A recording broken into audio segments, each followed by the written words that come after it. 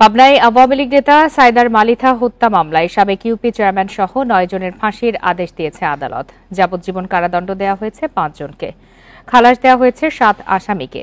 দুপুরে রাজশাহী দ্রুত বিচার ট্রাইব্যুনালের বিচারক মহিদুজ্জামান এই রায় ঘোষণা করেন। ২০২২ সালের ৯ সেপ্টেম্বর পৌর আওয়ামী লীগের কার্যকরী সদস্য সাইদার মালিথাকে গুলি করে ও কুপিয়ে হত্যা করে সন্ত্রাসীরা।